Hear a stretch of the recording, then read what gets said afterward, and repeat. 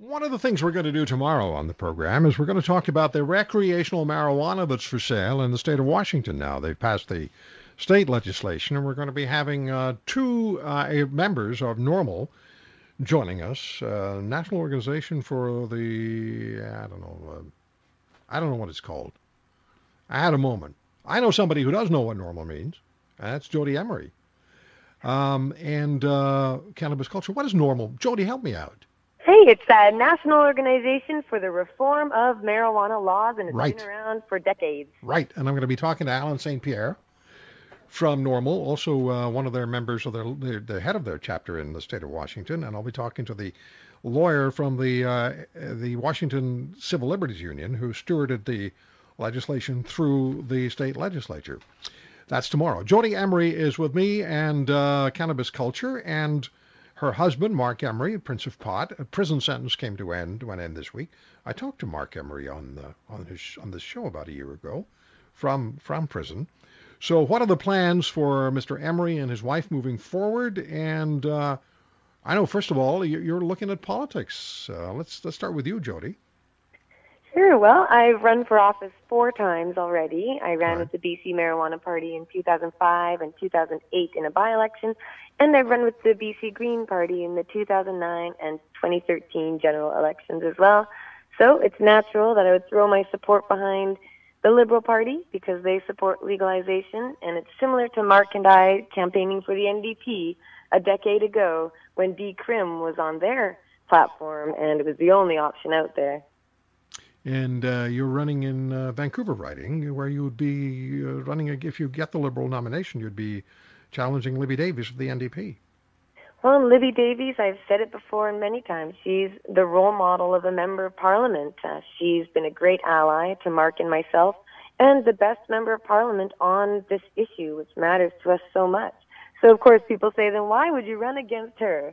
And my answer is that I've spoken at Liberal Party events in Vancouver East in the riding over the last couple of years, just as the marijuana advocate that I am.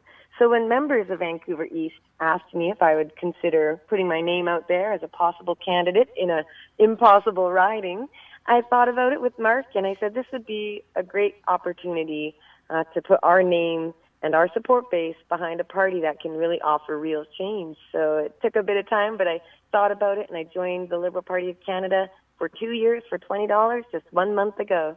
Well, you know, I've often said if you feel strongly about something, and if you feel strongly about governing the country, and you have opinions, then you should stand for public office at somewhere along the way. You should get out there and put your name in for candidacy. And I think you're good for you that you're doing that.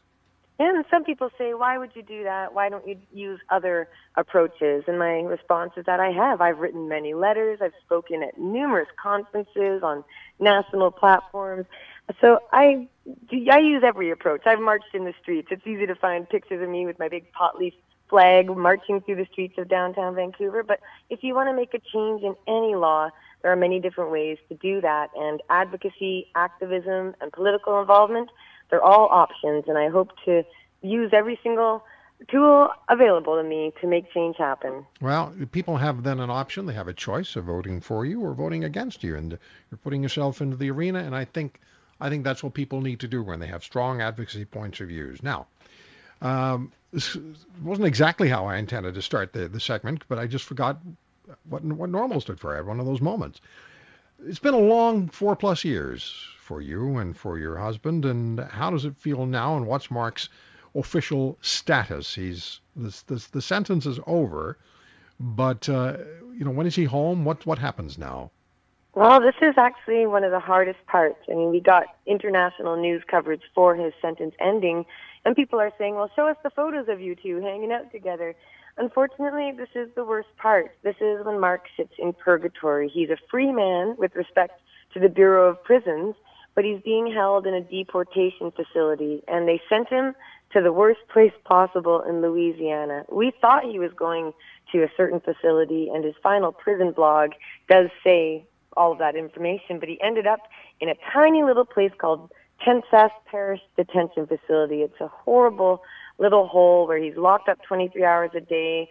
The food is just cake and grits for breakfast every single day and the same sort of thing.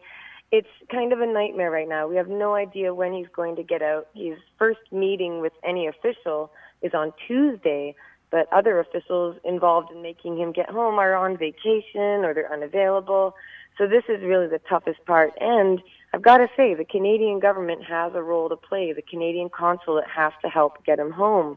But with this Harper Conservative government and the way they've treated many Canadians lost overseas, it worries me that perhaps they might want to keep him down there as long as possible, especially given the recent media coverage about how he and I hope to support the Liberals. So I don't know. I don't want to say the Harper Conservatives are keeping him down there because it is just bureaucracy.